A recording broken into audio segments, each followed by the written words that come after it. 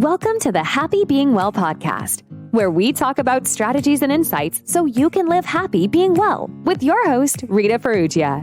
This podcast is presented by happybeingwell.com, your online store providing the best in all natural wellness products, such as natural essential oils, all natural bath products, all natural facial masks, all natural deodorants, irresistible leggings, crystals, including crystal home decor and kitchen items, herbal teas, natural sleep aids, and so much more natural wellness goodies at happybeingwell.com.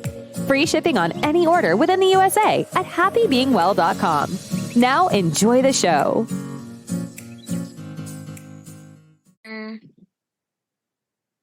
Hi, guys. Welcome to the Happy Being Well podcast. We have an exciting guest today, Dr. Meg Arroll. She's going to correct me if I said her last name wrong. She published an amazing book published by HarperCollins called Tiny Traumas. When you don't know what's wrong, but nothing quite feels right.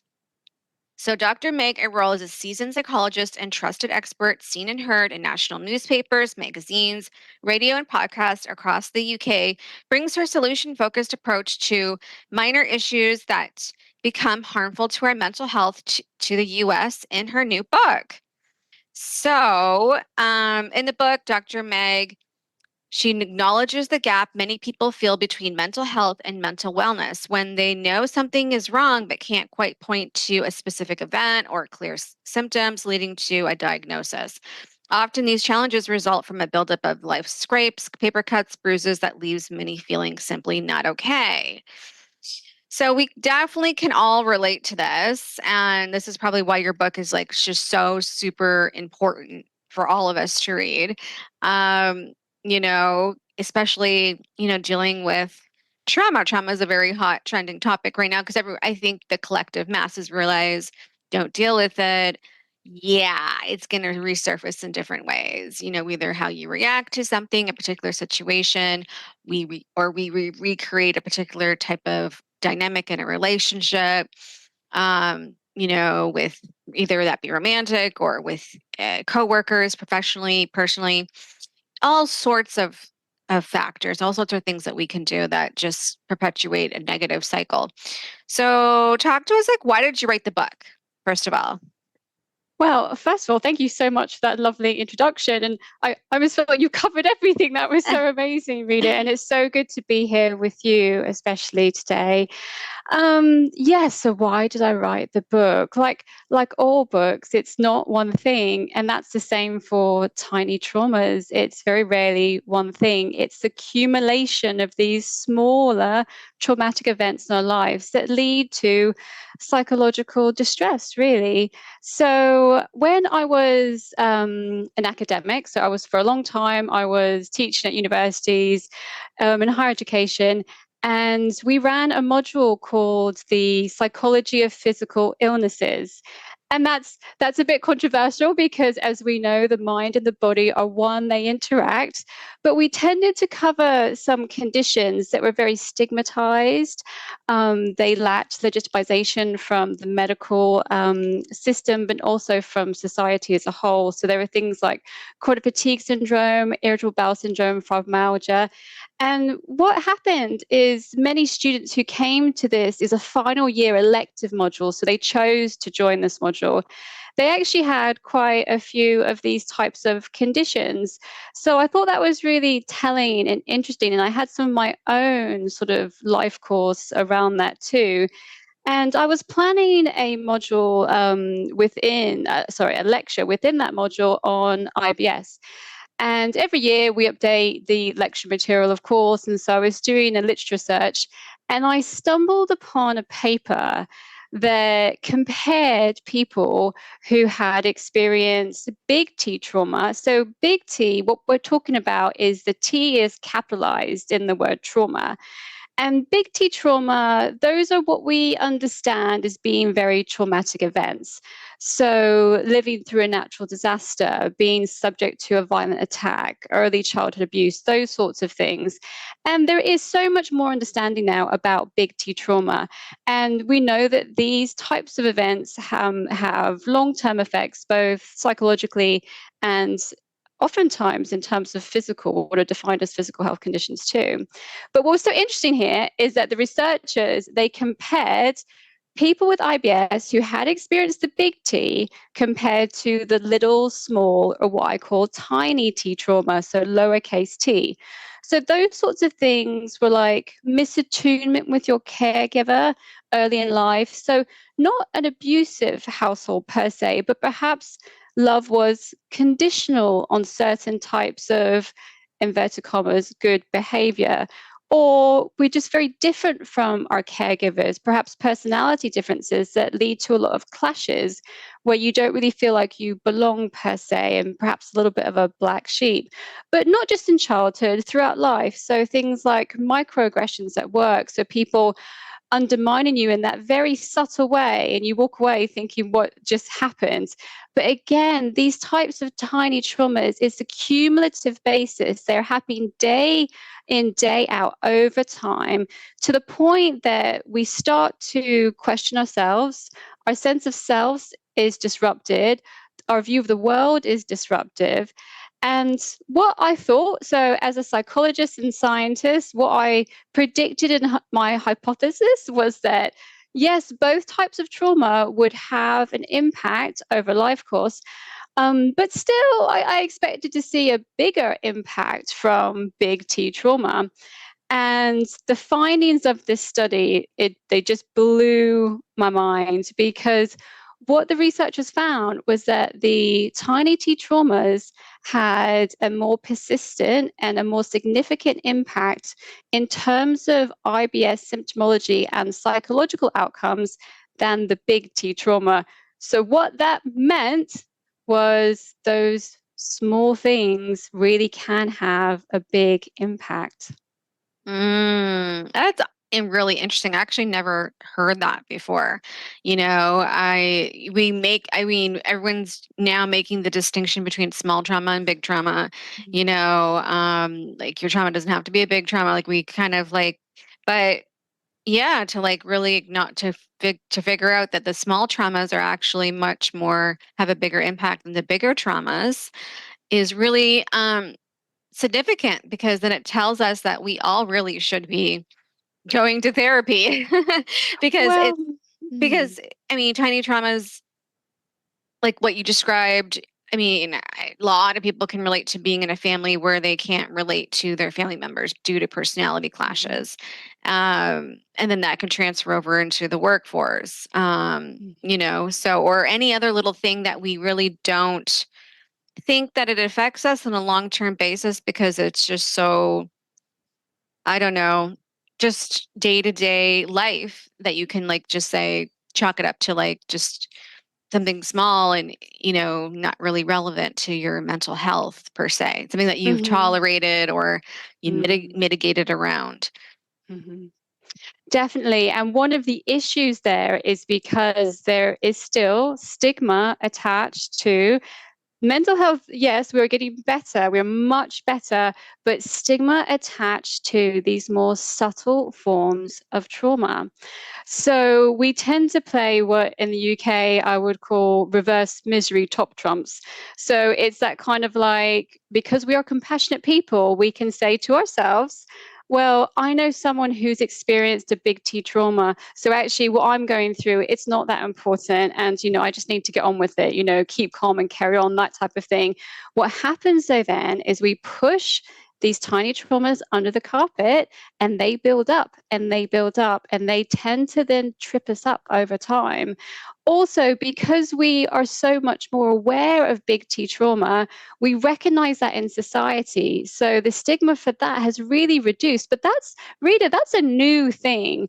So PTSD was only entered in the DSM, so that's the sort of handbook for psychologists and psychiatrists, only in 1980. Now that's in my lifetime. That, and I mean, just think about that. We only recognized post-traumatic stress disorder, and these attached to big T trauma we're talking about here, in 1980. So, what happens within every type of science and within psychological science is that it evolves over time. And I feel like we're on the cusp of a zeitgeist change where we're going to have a more nuanced conversation about mental health and trauma. And that is happening, especially in America. I do have to say, though, that America's at the forefront of this, because in other countries, so the book is being published across 33 different territories in the world. In other countries, when I have these amazing podcasts and interviews, it is new. It is brand new. They haven't really heard of this concept. So Americans are really good at exploring psychology. We're great at that. So I was born in the States, actually, although I grew up in the UK. And I think that's wonderful. But there is still some of that. Hey guys, hope you're enjoying this episode of Happy Being Well with Dr. Meg Arroll, discussing her new book, Tiny Traumas. Special announcement, happybeingwell.com does offer wellness products to help with your meditation, relaxation practices, self-reflection practices, such as taking a hot, relaxing bath, all natural bath bombs, bath oils, essential oils for aromatherapy purposes, sage, crystals, and much, much more. Candles, all natural candles on happybeingwell.com. Just hover over the menu section to look at meditation tools, all natural bath products, the candle selection, and free shipping in the USA. Use code podcast25 to get 25% off all yoga leggings, active wear leggings, when you are meditating or doing yoga, Pilates, hiking, or whatever active activity you like to do. All right, continue enjoying this episode. Stigma attached. And some of my own research has really been about the impact of stigma on our lived experience. And it can have a direct association with physical symptoms, not just psychological symptoms. So it's incredibly, incredibly important. And another reason why I wrote the book was because now I work primarily in private practice. And what I saw was not the effects of big T trauma. What I saw were things like high functioning anxiety, like imposter syndrome, like emotional blunting. Now, these sorts of suboptimal mental health conditions, if you were to go to a GP or your primary care physician, you wouldn't meet the diagnostic criteria for things like generalized anxiety disorder or major depressive disorder. So, in a way, a lot of patients are told, well, actually, you're not that bad. So just, sort it out yourself. There is this huge area, gray area of people who are really struggling, because I see them on a clinic every day, but they don't quite meet the criteria. And going back to that, the DSM is updated on a regular basis and it changes. And so I think in time, complex trauma will be added into the DSM, and we are just on the cusp of that. Those are really, really excellent points that, that the traditional therapeutic or psychology professional environment that you go and you traditionally go see to seek help, it's not exactly the most updated according to the flow and rhythm of society. But we're getting there, which is good. But and also too, like listening to podcasts like this, it builds up your awareness as to things that you can do to, like we've all heard it, like journaling, self-reflection, for me, it's going into meditative state in order to, self-reflect in terms of, I've in the past, I spent a lot of time alone and I've identified a lot of, situations where I reacted in a certain way and I identified, okay, now I see how I react. Most of it was ego-based, perhaps. But you start to like, you kind of like it, you can develop an awareness within yourself as to why you behave the way you do or react the way you do based on certain, fears or past fears or what have you, so that better in the future. Well, that I can speak for myself, in terms of um, you know reacting to particular certain situations based on family dynamics and what have you, right? And also recreating that family dynamic too, because it's a comfort level, and it feels like a challenge because you want to, flip the original situation in the family, and then so you try to flip the current situation that you're currently in that has similar dynamics, whether that's a workplace environment or a personal situation, right? So that being said, these are all steps to, better ourselves and stop recreating negative patterns and negative behaviors or being addicted to negative situations that are not good for your mental health because it causes stress and anxiety on a reoccurring basis, which is not good. As you know, so you talk about a three-step approach that allows us to start understanding and healing from these tiny traumas, which is awareness, which I kind of touched upon, acceptance, and action. So can you address a little bit more about those three steps that people can, yeah. Mm. And thank you so much for those insights, because that's so important to recognize some of those patterns. And that's where awareness comes in. And when we're looking at our patterns, so I call that exploring our constellation of tiny T traumas. And sometimes there are big T traumas in there too, and sometimes there are major life events. But exploring our patterns also within our current behavior and our current responses, to know, though, that at one point in our lives, those patterns would have served a purpose for us. So we may have been in a very difficult situation and we may have turned to what we call maladaptive coping strategies. So perhaps turning to types of information consumption or substance consumption, perhaps developing a pattern of perfectionism, those sorts of things. And we did that because at the time it helped us in some way. So to be able to see it in a very compassionate lens, but that those patterns now, they no longer serve us. And that's the thing about tiny T traumas. It's really about gaining that sense of self-awareness with that level of compassion, but knowing where we are right now too. So within awareness, to explore those things that have impacted us in a profound way, but perhaps we felt they weren't important enough to actually discuss with someone like a therapist or even bring to mind ourselves. So, for instance, I'll give an example of that from my own life. So, I have a condition called endometriosis, and for years and years and years, I went from doctor to doctor. And I was really fobbed off. I mean, properly fobbed off. Period pain is normal. There's nothing wrong. I mean, over 10 years, this was happening. And I knew that something was up. But that type of medical gaslighting, where you start to question yourself and you start to question your sense of reality, almost like, well, perhaps there isn't anything wrong, but there is, can really lead you to be quite mistrusting. And that can lead to that type of high function anxiety, which I definitely experienced in my life. So being able to pinpoint those things, because with tiny traumas, again, if that had happened once, okay. And then if I'd found a diagnosis and been validated, but no, year after year after year. So those are sorts of things that really do build up in that way and cause us quite a lot of problems. So from that awareness stage to move on to acceptance, the biggest difficulty is that piece around life should be different. Is that should, isn't it? And actually, if we can start from a place of accepting where we are now, because we cannot change the past.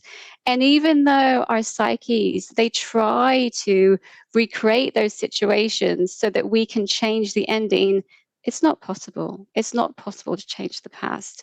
So this is why the process is dynamic, but we can use that information to be able to make intentional actions in the future to improve our quality of life. So, depending on what type of presentation it is, there are different types of actions. But the ones that you mentioned, actually, that you have tried journaling, self reflection, meditation those are all very positive actions to really support our psychological functioning, resilience, and to be psychologically robust in future so that if there is another situation like that, perhaps for me personally, seeing a doctor, not feeling believed, I will have the coping mechanisms. I will have the skills to be able to deal with it in future. Love that. Excellent, excellent, excellent points. Because I think a lot of people suffer from anxiety, and these are, the ways to kind of deal with what creates anxiety. It's like the fear of that pain coming back up again, or that fear. And, these are all things leading to the past. And so it's important, a lot of people don't, they think, oh, no, there's nothing wrong. I'm functioning in society, I have a great job. You know, life is great. I've got a great car, great, in terms of materialistic and in terms of their functioning, in terms of being a responsible citizen of society.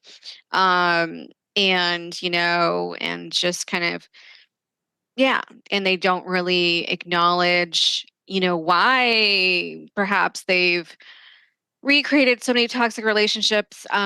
Maybe they just choose to like not engage into a healthy relationship or whatever it is, that they just refuse to deal with. So they just stay stuck in that negative pattern of behavior.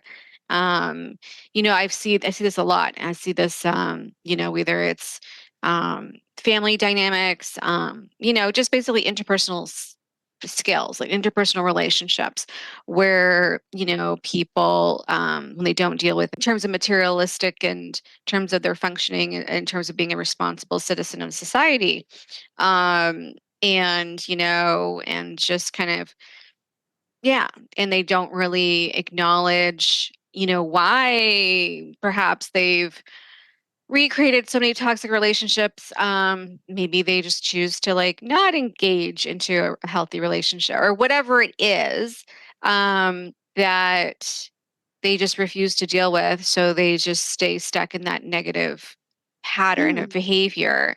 Um, I see this a lot. I see this, whether it's family dynamics, just basically interpersonal skills, like interpersonal relationships, where people, when they don't deal with it, they just kind of tolerate that, you know um, when their little trauma button goes off and they go off, they just basically, I hear a lot of justifying it, justifying the anger outburst, or how they distort the situation or distort the other person's behavior into a negative mold to fit their past tiny trauma so they can justify their negative reaction. Like there's just, they just don't want to deal with it. They don't want to go there. They think that they're okay, and and they just focus on materialistic things. Got a great career, I'm making lots of money, and da da da da da. Everything's great, da da da da. Right? Because it's really easy to do that because our society really focuses on the materialistic things, and people think that that's what really brings them those dopamine hits and serotonin hits. And as we know, that doesn't last long, and they're very temporary, and they need to look for maybe their next car or their next vacation that's more luxurious than the before the other one. So and then eventually you kind of get bored of that, and then you can easily just eventually go into depression, right? If you don't deal with the initial roots of all these built up tiny traumas. And we call that the hedonic treadmill. So in terms of buying that new car or the new thing or going on that next holiday, yeah, there is that dopamine hit. There is that feel-good factor. And we have a lot of research around that the reward centers of our brains, they're triggered, but that does wear off. So in terms of getting the next one, we need to get back on that treadmill.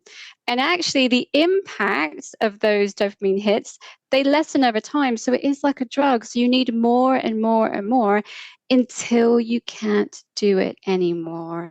And this is what happens because we may still have that desire, but oftentimes our bodies, they just don't let us. They say, no, it's time to stop. So I work with a lot of people who are experiencing burnout. And again, as you say, on the surface, great job, great family, can do all these things, have all these amazing friends, but it's so effortful to keep all of that up, to keep on that treadmill. And so even though we look like we're functioning on the outside, internally, we really are not. We really are not. So those anxious thought patterns, that emotional numbing, we may not be depressed by that point, but we just don't feel anything anymore. We just don't feel anything at all. And so to be able to work back and unpick that is so important, but it's not just the past. And that's a message I'd like to get across because these are macro level types of tiny traumas that impact us every single day. So we see everybody else having these amazing lives on social media, on adverts, or in each other because we are portraying our best selves to everybody else because that is human nature. And we're thinking, I'm not good enough. I'm not like them. What am I doing wrong? Maybe I need to buy something else. Maybe I need to earn more money. Maybe I need to change my relationship. And that is that constant treadmill to be back on, which is really damaging. And so what we can do around that is to think more about what are our core values and to align our lives more with that. And oftentimes it does mean giving up some of those material possessions, giving up some of that lifestyle, which is incredibly difficult in certain societies, especially the American and the British society. It's very hard to do, and it can seem quite radical to do that. Oftentimes, though, it is not all or nothing. It is not that black or white decision. We can make tweaks to our lives and we can be intentional in our decisions and say, well, actually, my career is really important to me. And in my career, it is actually meaningful to me to work up the promotion scale. If that is the case, to look at our lives and think, okay, but that will have an impact, that will have a consequence. Where am I willing to make that sacrifice to make that work? So it's not about giving up all possessions and moving out to a cabin in the woods, but for some people that works. But it is about being more intentional in our decision making. That's awesome points. So for someone out there who's listening, say they, like, you said they went to a therapist or a psychologist or what have you, and they didn't quite fit the criteria of, let's say, generalized anxiety or what have you, and they're like, oh, you're fine, you don't need, what can they do? What should they do just to start, healing and I think the first step is self-compassion. And I think self-compassion is a superpower. So the most common pattern I see is a very harsh inner critic, a very harsh inner monologue, where we question ourselves all the time and we try to do a bit of mind reading. We think that we know what someone else is thinking when perhaps we don't. We can catastrophize about the future based on some of our experience of the past, but really based on our fears. And so I've developed a 3-stage process to be able to deal with that as well. It's very, very simple. That makes it sound quite complicated, but it's not. And I have a mnemonic because I need mnemonics because I forget things all the time. So it's called ASK. And so the A stands for, is this thought accurate? Is there data in the world for me to be able to back up this thought. So something around that could be I have a presentation at work, or I'm joining a podcast that I really care about and I want to do really, really well. And so put huge amounts of pressure that if it's not completely right, I am going to lose my whole career. Like, no one is going to be interested in my work, and you can just cascade down those thoughts. So with the A, is it accurate? So what's the data for that? So when I've done presentations or podcasts in the past, how many actually ended up disastrously out of 100? You know what? There may be a couple, there may be one or two, but out of 100, that's probably about 98% that went well. So the data contradicts that thought, contradicts that belief. So is it accurate? So the next letter is the S. Is it sensible? Now, really, is it sensible that I would give a presentation or a podcast and then it would be disastrous when I do know what I'm doing? I have done it before, and I really like Rita, and I've listened to her podcast, and she's very kind and friendly. So, no, perhaps that thought is not sensible. And the K is really important here. So, in asked, the K is it a kind thought? Am I being kind to myself? And actually, no, I'm not. I'm being very harsh to myself. So, to start unpicking some of those thought patterns that drive our behavior can be a really good place to start. Excellent. That's an awesome way to start. Love that. So we touched on basically a lot of really important points, how to start building up awareness, acceptance. I think acceptance is a huge one. I think, like I mentioned before, a lot of people just don't want to accept, not a lot. I mean, we are growing and people are growing into their awareness. There's a huge growing group of people now. Because I mean, or else the mental health podcast at huge scale wouldn't exist. There's obviously a demand for it. And yet there's another group of people that just want to put their head in the sand, and because they've got all the material possessions and what have you. And so, we're getting there, and the more and more people that are aware, and especially the acceptance part, accepting and then taking action. And like Dr. Meg has suggested many action steps that you can take. So we're a huge one. I think, like I mentioned before, a lot of people just don't want to accept, not a lot. I mean, we are growing and people are growing into their awareness. There's a huge growing group of people now. Because I mean, or else the mental health podcast at huge scale wouldn't exist. There's obviously a demand for it. And yet there's another group of people that just want to put their head in the sand, and because they've got all the material possessions and what have you. And so, we're getting there, and the more and more people that are aware, and especially the acceptance part, accepting and then taking action. And like Dr. Meg has suggested many action steps that you can take. So where can people buy your book, Tiny Traumas? Yeah, so the book is on all the normal online retailers, Amazon.com. It's in physical bookstores, it's in Barnes and Nobles and Books A Million. Also, my website is Dr. Meg Arroll, and that's ARROLL.com, because it's a very unusual last name. I have to say, it's Scottish in origin. Or on social media, the handle is just Dr. Meg Arroll too, and they can find me and links to my book and my work and just some of my thoughts around this, because people just want to feel better. They just want to feel better. It's so important, though, to think about the 3 stages of awareness, acceptance, and action, because oftentimes we jump into that sort of 30-second TikTok type of technique, to solve all our problems. And those actions, you know what, they can be good to have in your psychological toolkit, but without the awareness and without the acceptance, it's really like putting a Band-Aid on a stab wound. It's not going to fix it. I totally agree. You raised really, really important points and really important research conclusions that I find fascinating. So, Dr. Meg Arroll, she has a huge following on Instagram, so I highly encourage everybody to follow her on Instagram.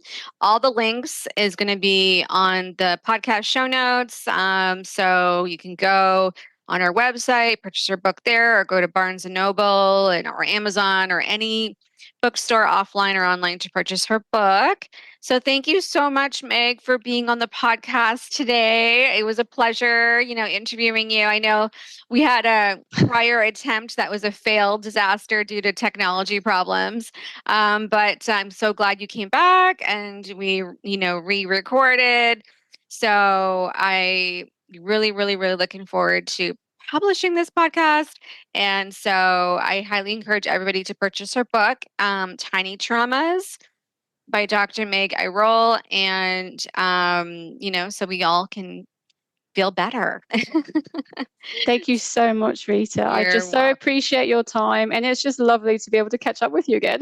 Yeah, I know. And now I've got a little one. And so I'm going to make sure he doesn't have any tiny traumas. And, love is going to be unconditional. There's not going to be conditioned love. And respecting, his personality as he develops his personality and, not having him try to fit a particular mold or anything like that. But yeah, so all right, we'll have an awesome week, and thank you again. So everybody, if you enjoyed this podcast, subscribe to the Happy Being Well podcast, and so you stay tuned for another upcoming episode with another amazing guest.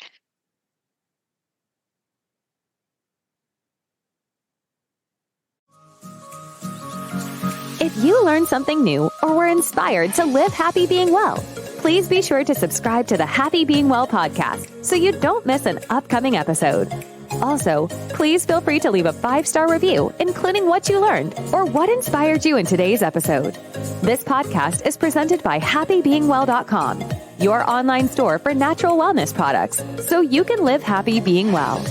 Order your next all-natural essential oil, all-natural face mask, all-natural bath soap, all-natural deodorant, herbal tea, crystals including crystal home decor and kitchen items, irresistible leggings, and much more at happybeingwell.com. Free shipping on all orders within the USA.